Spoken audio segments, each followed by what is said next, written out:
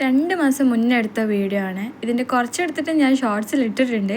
കാണാത്തവരൊന്ന് കാണണം കേട്ടോ. അപ്പോൾ ബാക്കിയുള്ളത് ഞാൻ വീഡിയോ ആക്കി ഇടാമെന്ന് വിചാരിച്ചിട്ട് അങ്ങനെ ഒന്ന് വീഡിയോ ആക്കി ഇട്ടതാണ്. ആദ്യമായിട്ട് ഞാൻ ദുബായിൽ വന്നിട്ട് ഫസ്റ്റ് പോയ സ്ഥലം, കറങ്ങാൻ പോയ സ്ഥലം ദുബായ് ഫ്രെയിം തന്നെ. ഹസ്ബൻഡ് അൺഎക്സ്പെക്റ്റഡ് ആയിട്ട് എന്നെ കൊണ്ടുപോയ സ്ഥലമാണത്. കാരണം ഞങ്ങൾക്ക് മെഡിക്കൽ ടെസ്റ്റിന് നമ്മൾ രണ്ടാളും പോയപ്പോൾ കുറേ ടൈം ബാക്കി ഉണ്ടായ. അപ്പോൾ ഹസ്ബൻഡ് പറഞ്ഞ് ഏതായാലും ഇവിടം വരെ വന്നതല്ലേ, നമുക്കൊന്ന് ദുബായ് ഫ്രെയിമെല്ലാം കണ്ടിട്ട് പോവാമെന്ന്. എന്നാൽ ശരിയെന്ന് ഞാനും വിചാരിച്ചു. ആദ്യമായിട്ട് കാണാൻ പോണ എക്സൈറ്റ്മെൻറ്റിൽ ഞാൻ എന്തൊക്കെയാണ് അവിടുത്തെ ബിൽഡിങ്ങുകളും അതൊക്കെ വീഡിയോ എടുത്ത്.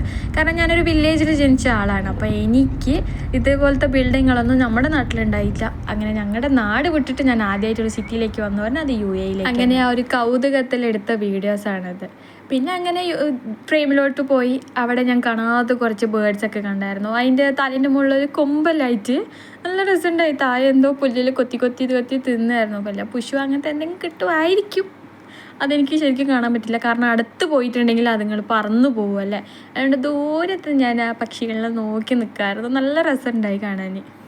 പിന്നെ കിളികളിനെ നോക്കി നിൽക്കുമ്പോൾ തന്നെ എനിക്ക് അവിടെ തൊട്ടപ്പുറത്ത് തന്നെ എനിക്കിതുപോലത്തെ ഒരു ബിൽഡിങ് കണ്ടത്. അപ്പം ഞാൻ കയറി പോകുക ഇങ്ങനെ മേലോട്ട്. അപ്പം എൻ്റെ കെട്ടിയവനോട് ഞാൻ പറഞ്ഞത്, ഏട്ടാ ബാക്കിൽ പോസിൽ എനിക്ക് കുറച്ച് വീഡിയോ എടുത്ത് തരണേ. പിന്നെ അവിടുന്ന് ഞങ്ങൾ കുറേ ഫോട്ടോസും വീഡിയോസും ഒക്കെ എടുത്ത്, കൈയും പിടിച്ചിട്ടുള്ളതും കാലും പിടിച്ചിട്ടുള്ളതൊക്കെ ഫോട്ടോസൊക്കെ എടുത്ത്.